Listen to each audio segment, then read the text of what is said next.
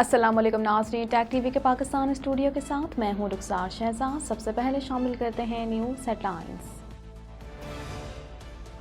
Deputy speaker ने वज़ीर आज़म के खिलाफ तहरीक अदम एतमाद को गैर आइनी करार देकर मुस्तरद कर दिया। कौमी असम्बली के हंगामा खेज इजलास में deputy speaker assembly Qasim Suri ने वज़ीर आज़म इमरान खान के खिलाफ तहरीक अदम एतमाद पर वोटिंग नहीं कराई। सदर मुमलिकत ने वज़ीर आज़म की तजवीज़ पर कौमी असम्बली तहलील कर दी। फ़ारूक हबीब कहते हैं आइंदा 90 दिनों में इंतखाबात होंगे। फवाद चौधरी बोले आइन के आर्टिकल 224 के तहत वज़ीर आज़म अपनी जिम्मेदारियां जारी रखेंगे। शहबाज शरीफ ने इमरान खान को आइन और जमहूरियत का गद्दार करार दे दिया। कायदे हिज़्ब इख्तिलाफ कहते हैं इस वक्त मुल्क में कोई हुकूमत नहीं, एक आइन शिकन टोले ने कब्जा किया हुआ है। हुकूमत ने गवर्नर पंजाब चौधरी मोहम्मद सरवर को ओहदे से बरतरफ कर दिया। रहनुमा पीटीआई उमर सरफराज चीमा नए गवर्नर मुकर्रर। आमिर लियाकत ने भी हुक्मरान जमात छोड़ने का ऐलान कर दिया।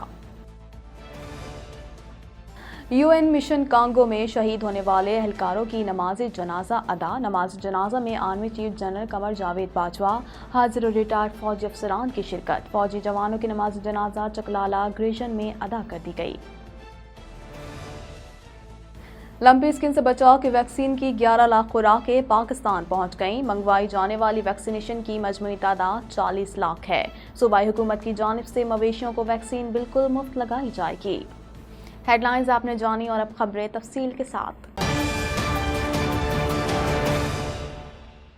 डिप्टी स्पीकर कासिम सूरी ने कौमी असम्बली का इजलास गैर मुय्यना मुद्दत तक मुलतवी कर दिया। इजलास में अदम एतमाद की तहरीक पर बहस भी नहीं कराई गई। अपोजिशन का सख्त शोर शराबा। अपोजिशन ने पार्लियामेंट में खुद इजलास लगा लिया। मजीद जानते हैं इस रिपोर्ट में। डिप्टी स्पीकर कासिम सूरी की जेर सदारत कौमी असम्बली का इजलास मुकर्ररा वक्त से 38 मिनट ताखीर से शुरू हुआ।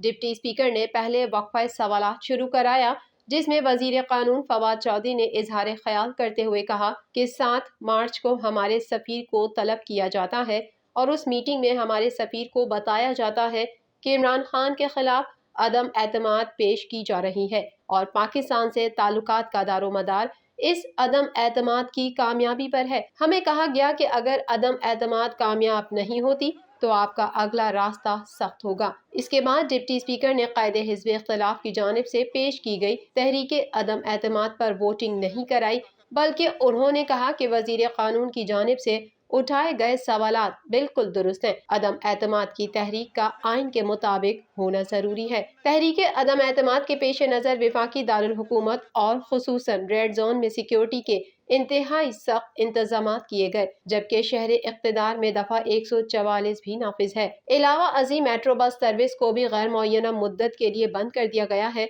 दूसरी तरफ चीफ जस्टिस पाकिस्तान उमर अता बंदियाल ने मौजूदा सूरत हाल का नोटिस ले लिया और पाकिस्तान पीपल्स पार्टी ने भी हुकूमत की जानिब से तहरीके अदम एतमाद को मुस्तरद करने और कौमी असम्बली की तहलील के इक़दामात को सुप्रीम कोर्ट में चैलेंज करने का फैसला किया है। ओपोजिशन ने पटिशन में अदालत से इस्तदा की है कि स्पीकर की रोलिंग खत्म की जाए और असेंबलियां तोड़ने की एडवाइस को कलअदम करार दिया जाए।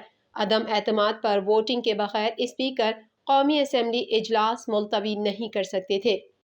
अदम एतमाद की तहरीक आइन, कानून और रूल्स के मुताबिक होना जरूरी है। किसी गैर मुल्की ताकत को यह हक नहीं कि वो साजिश के तहत पाकिस्तान के अवाम की मुंतखब हुकूमत को गिराए। वजीर कानून ने जो नुकात उठाए हैं वो दुरुस्त है, वैलिड है। लिहाजा मैं रूलिंग देता हूं कि अदम एतमाद की करारदाद आइन और कौमी मुख्तारी व आज़ादी से मुनाफी है और रूल्स और ज़ाब्ते के खिलाफ है। ये करारदाद में मुस्तरद डिसअलाउ करने की रूलिंग देता हूं। ईवान की कार्रवाई।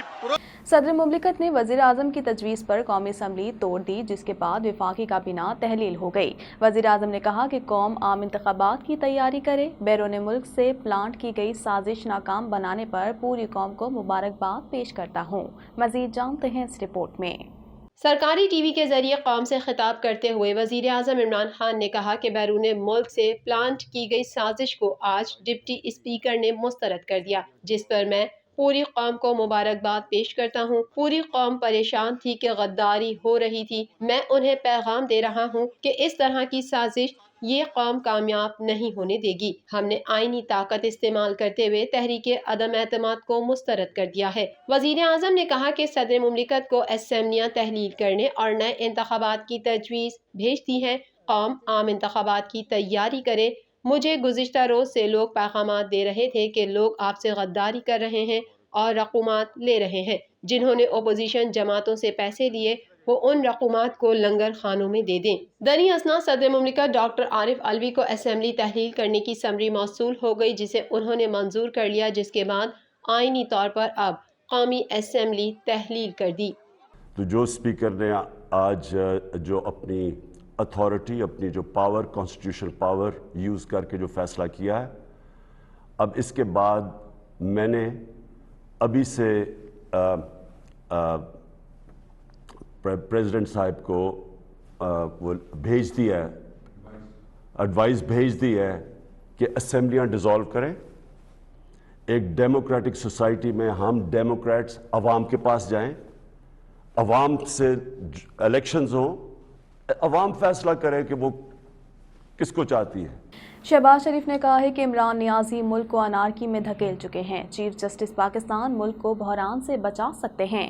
امید ہے کہ عدالت عظمیٰ آئین کی بالادستی کو یقینی بنائے گی۔ اس حوالے سے مزید جانتے ہیں۔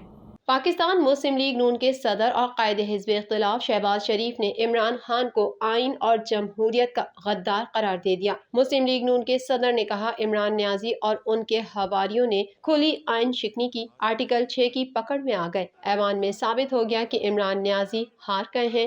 اس وقت ملک میں کوئی حکومت نہیں، ایک آئین شکن ٹولے نے قبضہ کیا ہوا ہے۔ شہباز شریف نے کہا عمران نیازی وزیر اعظم ہی نہیں تو اس آئینی اختیار کو استعمال کیسے کر سکتا ہے؟ آئین کی شق 5 کو استعمال کیا گیا، اسی میں لکھا ہے کہ ہر صورت آئین پر عمل کیا جائے گا۔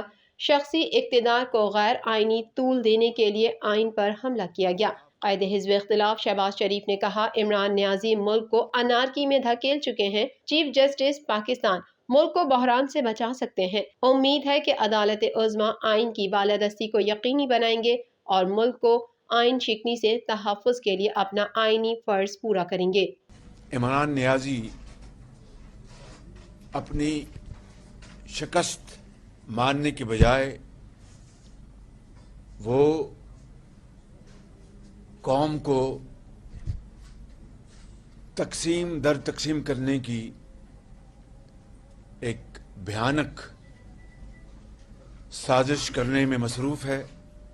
پریس کانفرنس کرتے ہوئے چودھری محمد سرور کا کہنا تھا کہ مجھے عہدوں سے کوئی لگاؤ نہیں، ملک سے غربت کا خاتمہ اور قانون کی بالادستی خواب تھے۔ اس حوالے سے مزید جانتے ہیں۔ وزیر اطلاعات چودھری فواد حسین نے ٹویٹر پر جاری بیان میں کہا کہ وفاقی حکومت نے گورنر پنجاب چودھری محمد سرور کو ان کے عہدے سے برطرف کر دیا ہے۔ آئین کے مطابق ڈپٹی اسپیکر قائم مقام گورنر ہوں گے، جبکہ پاکستان تحریک انصاف کے رہنما عمر سرفراز چیمہ کو نیا گورنر پنجاب مقرر کر دیا گیا ہے۔